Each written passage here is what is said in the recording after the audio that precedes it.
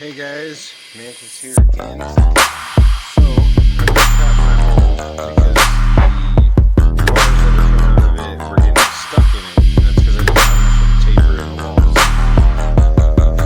So I got a little overzealous, and I think I cut it a little bit too big.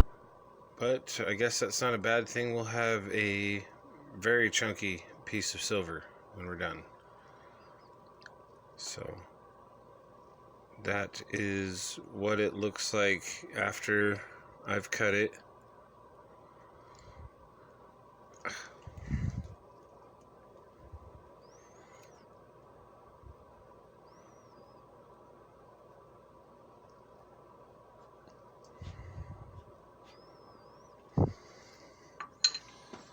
And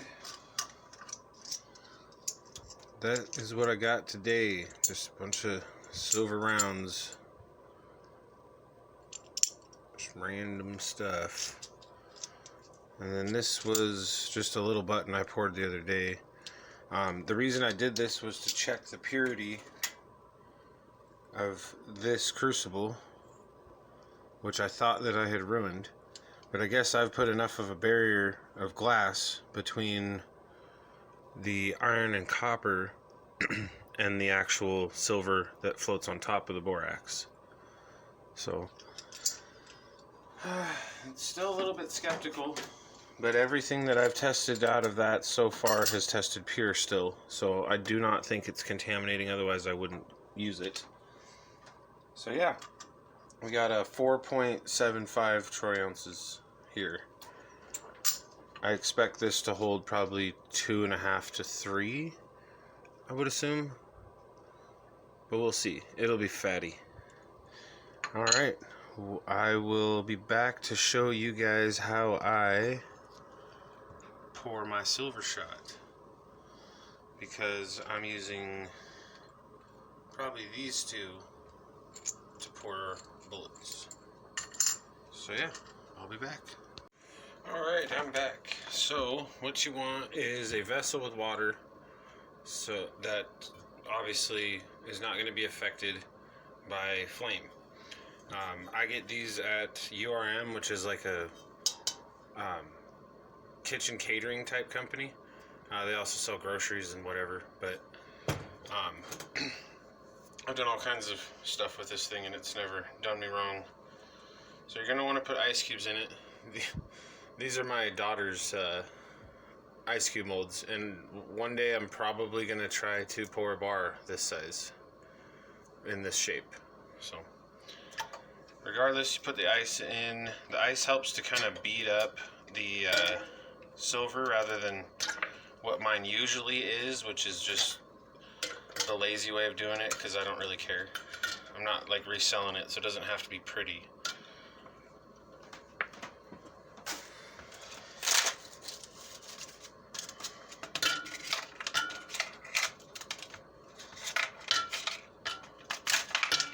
This isn't even the right ice either. You probably should use party ice, which has the little dimples and weird stuff in them.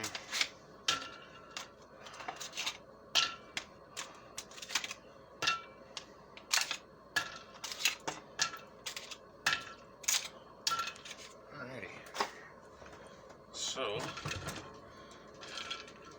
now you got your ice water going. Obviously, you want to melt your silver. So here we go. Safety first, guys. Ventilation and a fan like that. Alright. Now I'm going to mute the camera because no one wants to hear a torch going off for 10 minutes.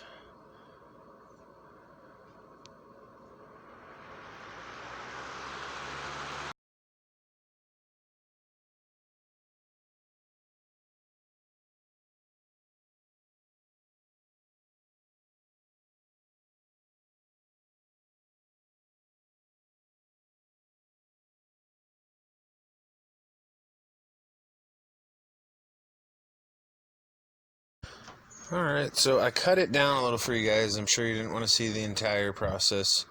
It's just me juggling two torches around. Not too exciting. So essentially I was worried whether I could even melt down almost 3 ounces here, and it seemed to do pretty well until I tried to pour it. So when I do go to pour this 2.5 ounce chunk or 3 ounce chunk, whatever it's going to end up being, I'm a little bit nervous about actually getting it to pour correctly because of the heat distribution. So that's going to be a little bit of a challenge. I'm going to actually record that video here soon after I'm editing this one. So I may end up just giving you guys a twofer for today. I don't know. I might just save it for tomorrow. So yeah. I really hate narrating over myself here. I do want to give a big shout out to all of my new subscribers. I never thought I would even get 2 people, much less almost 40. My Instagram has been blowing up. I always boycotted Instagram. I thought it was stupid. And it has actually gotten me sales, so I'm pretty shocked by that. So big thank you to everybody. The feedback's been sweet. It's really helped me. I've had a couple commissioned bars already, which is amazing.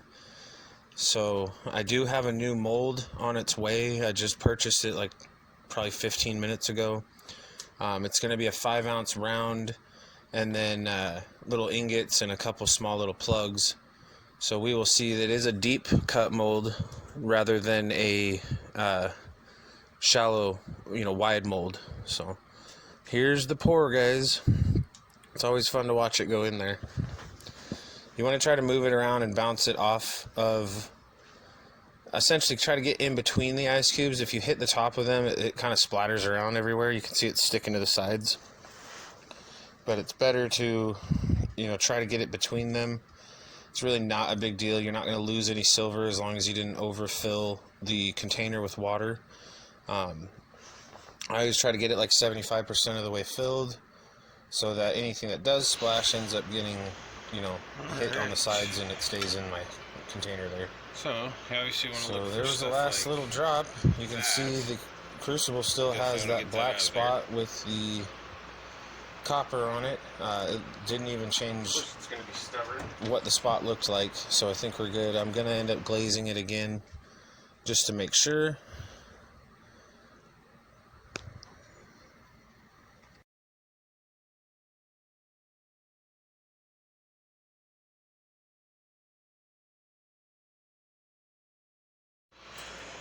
So when you are done, you got to watch out for stuff like that. So you can see it's pretty deep embedded. So you want to save all of your ice. It's crucial that you save your ice. You don't just, oh yeah, it's fine, and throw it out. As you see, there are silver specks that get melted into it. Not very much, but they are there. Now one of these had a big old piece stuck on it. I don't know where it went. Damn. But anyway, if you move all this stuff, you can see we got a bunch of nice silver shot in there. So give me a second. I'll go grab a bowl and show you how I finish it up. Alright, so what I did, you empty out most of the water. You kind of use some of it to your advantage to get that silver stuck off with different things. Whoops. And you just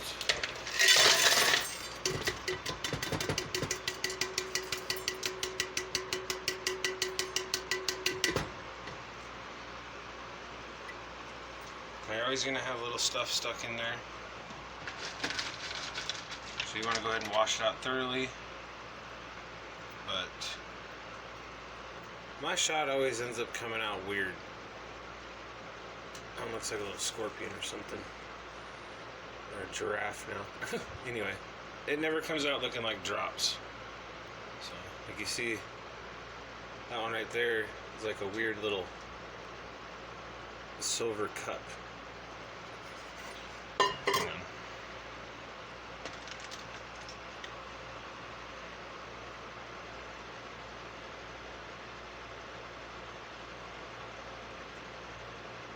See? It's like a little drop that turned into a cup. So yeah, and you just run a little bit of hot water in here to let the ice melt off, and then you pour your water out. So yeah, that is how I pour shot. So there you go. And that will be your final product.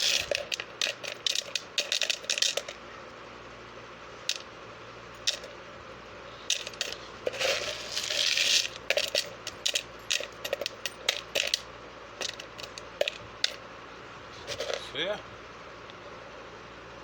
there you go, guys. See you later.